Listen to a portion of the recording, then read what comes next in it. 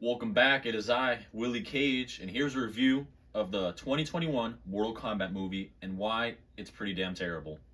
Now, for those of you who haven't seen the movie, all I gotta say is, good for you. Don't watch it. If you're a Mortal Kombat fan. If you're just some dude that never seen Mortal Kombat before, you can go watch it and it'll be like 5 out of 10. But if you are a true Mortal Kombat like I am, Willy Cage that is, the descendant of Johnny Cage, by the way, I wouldn't recommend it, and here's why. So the first 10 minutes of the movie is like the bee's knees, bro. We got the classic story of Scorpion and Sub-Zero. You know, Sub-Zero comes over, murks his fam, Scorpion dies, whatever, comes back and whatnot. So it's got a good start. The fight scenes are pretty groovy. The choreography, which is the same thing. The costumes, everything. They even got their accents and whatnot, and everything's good. If you just watch that little section in the beginning, that's all I gotta say about that.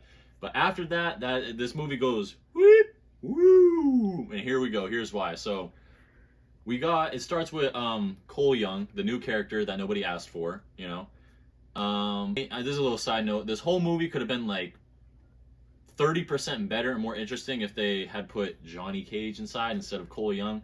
A lot of things could have been a little different, you know. But we'll get to that later in the later section. But more or less, all right. Yeah, we got the Scorpion Sub-Zero backstory in every other Mortal Kombat movie there is and video game.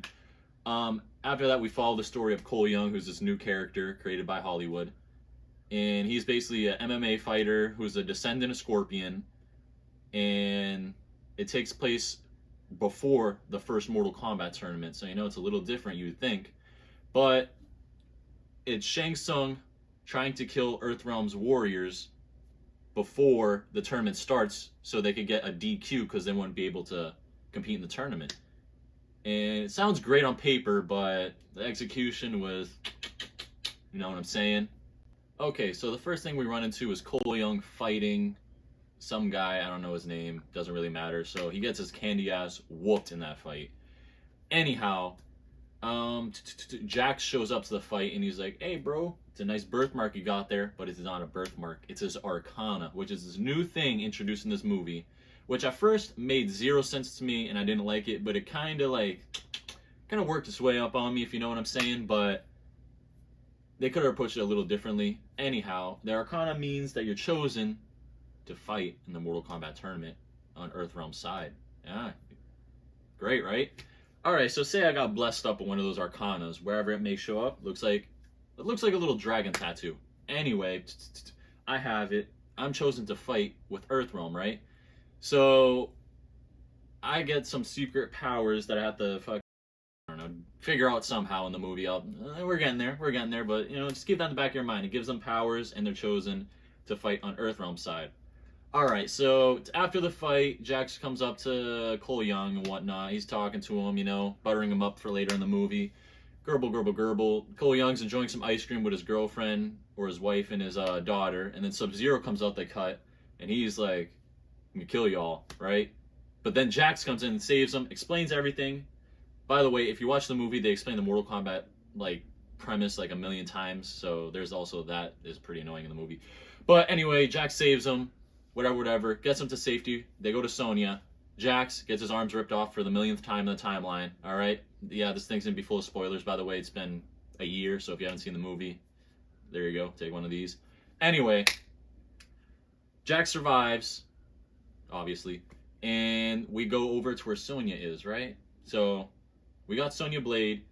Cole Young's like, yo, Jax told me about this place. Whatever. She explains the tournament for the 50th time. Already within the first 20 minutes of the movie.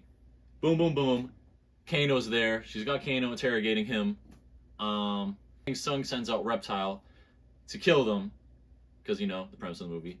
Anyway, they kill Reptile. They're on the way to the temple. They get to the temple. This is the spark notes at this point because I'm sick and tired of explaining the movie. They get to the temple. Shang Tsung tries to murk them there. Raiden puts over a fortress that they can't enter. And eventually Kano betrays them, opens a fortress, boom, they fight, the heroes win, the end. Alright, where did we go wrong in all that? Besides me losing interest in telling the story halfway through. Okay, here we go. Okay, when it comes to me, I'm Puerto Rican and Portuguese, so I'm not racist. But I always thought deep down in my heart, ever since I played Mortal Kombat, as far back as I remember, one of my first video games, actually the video game that got me into training martial arts, lifting weights, and, you know, whooping candy ass, I always thought that Raiden was a tall white guy. Did anybody else think that? Because that's what I thought. If you play any of the games, he's pretty tall, and even though he's a god, so he doesn't really have a race, he just seems like a white guy, right? I mean, even in the first Mortal Kombat movie, what was he? He was a white guy. But for some reason, they made they casted the shortest Asian guy for the role. This doesn't look like the Earthrealm Defender that I know. Looks like I could body him. And this is the Raiden, bro. Let me tell you how garbage he is in this movie. So, if you ever played the game, there's Dark Raiden, right? You kind of just go psycho, whatever, and he's kind of a douche. Well, that's how he is in this movie. But the movie could have been like 20 seconds long if Raiden would have just killed Shang Tsung, right? You're thinking, isn't he going to violate the tournament rules and, you know, piss off the Elder Gods? No. You want to know why? Because the tournament hasn't started yet. How are you going to violate the rules of something that hasn't started yet? Huh? It's like cheating on your diet if your diet starts next week. You could eat a pizza now. It's not gonna affect your diet next week because that's when it starts. You know what I'm saying? Anyway, he keeps talking about the rules of the tournament. I can't do it. The rules of this tournament. Whatever. But at the end of the movie, you know what he does? Exactly what he should have did in the beginning of the movie. Are you serious? Eh? And now, let's address the elephant in the room. These biceps! Cole Young. You know, I'm a very open-minded person. So when it came to Cole Young, you know, I gave him a chance. I gave him the batter starter, you know what I'm saying? Whatever that is, but he is so goddamn annoying. One, he's basically just a half a ripoff of Johnny Cage. Let's look at his powers. All right, he got that bodysuit of armor, right? When he's in danger, it comes on. Exactly with Johnny Cage. He's a martial artist, just like Johnny Cage. The only difference is he's not an actor and he can't throw green, no homo balls at people. But he has, you know, he gets like a tonfa and like a, I don't know, weird ass sword, but who even knows, man. But other than that, which could have been avoided if we threw Johnny Cage in the movie, he's the descendant of Scorpion, right? Everybody knows Scorpion. He's basically the poster boy of the Mortal Kombat series. Let's see, Scorpion, he's a ninja. All right, he got that spear that he get over here. He has a lot of fire powers, you know. In the games, he could put you on fire. He could teleport through fire. He could go to the Nether Realm and back. He's got a lot of fire-related moves, right?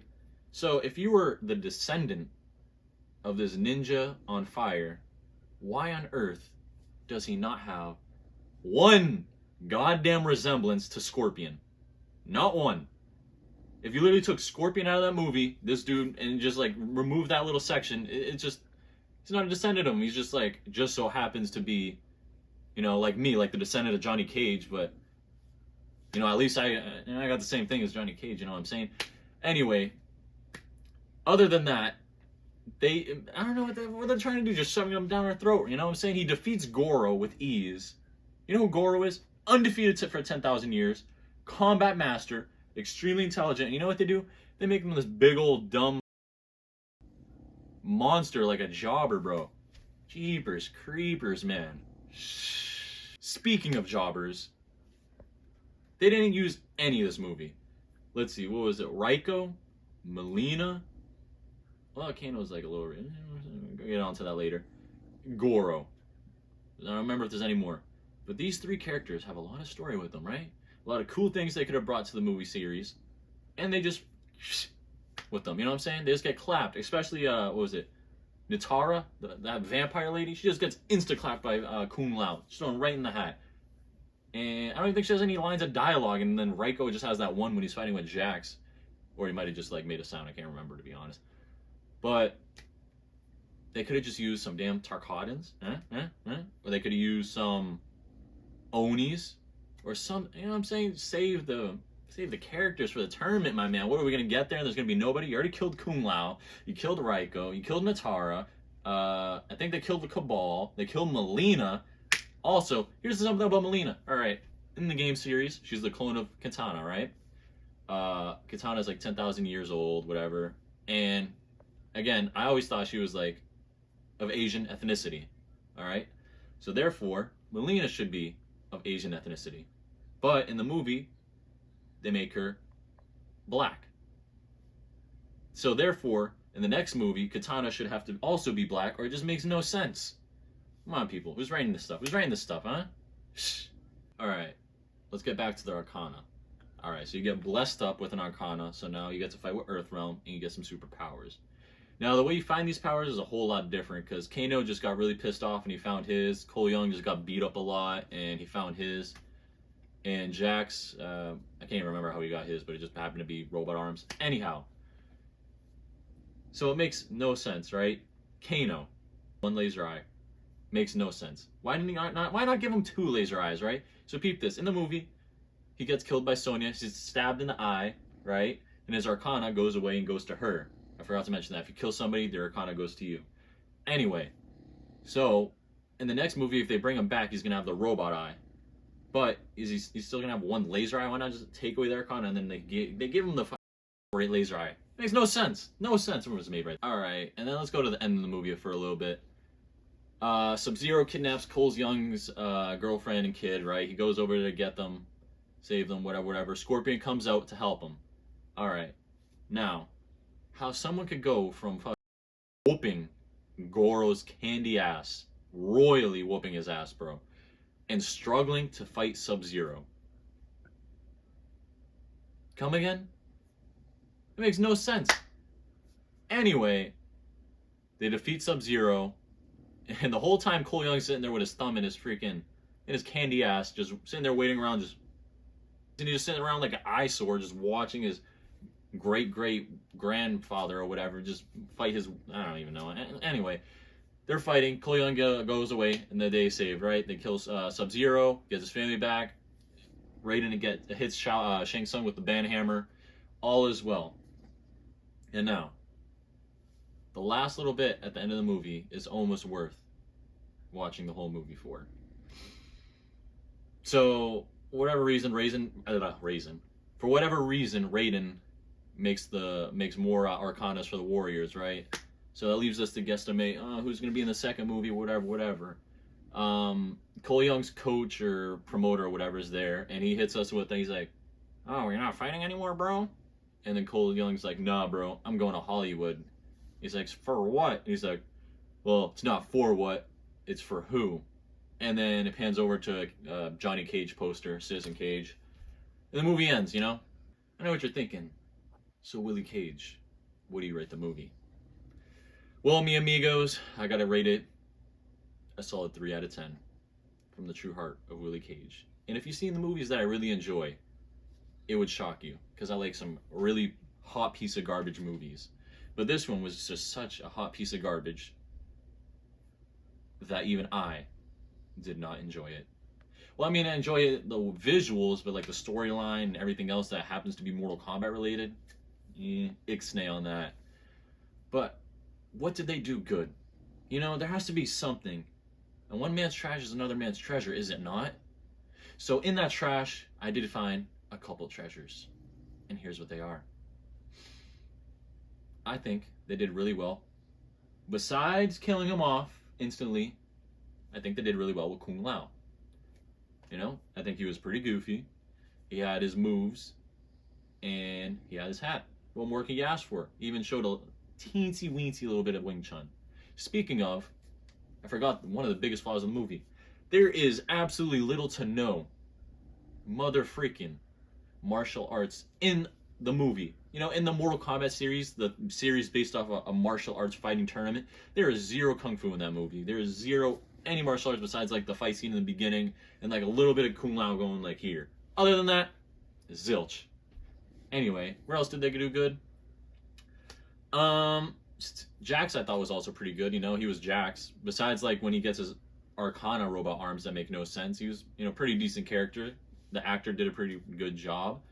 And other than that, it's just pretty trash. I'm just gonna go ahead and say that it was pretty garbage. Like if you forced me to watch that movie, I'd watch it because you're forcing me, but I just would not enjoy it. All right, well, this may not have been the best review, but it's not. It was way better than the goddamn movie. I'll tell you that much. If you watch this review, I just saved you what, like 2 hours and 30 minutes of your life. You know, am I gonna watch the second movie? Unfortunately. But if it is hot trash, and if they do Johnny Cage wrong, that's it. Unfortunately, I'm not gonna be able to watch a third movie or whatever the hell else comes out of that giant seeming piece of trash. If it is trash, like the first movie. Let us not forget that the first movie is not the 90s, the 2021 is pretty trash. Well, I mean, that's all, folks. I've been your host, Willy Cage, and that is it. Also, if you were wondering what that snoring was in the background, it's my good old dog right here, Shiva. Where did I get that name from? Couldn't tell you. Anyway, have a good night.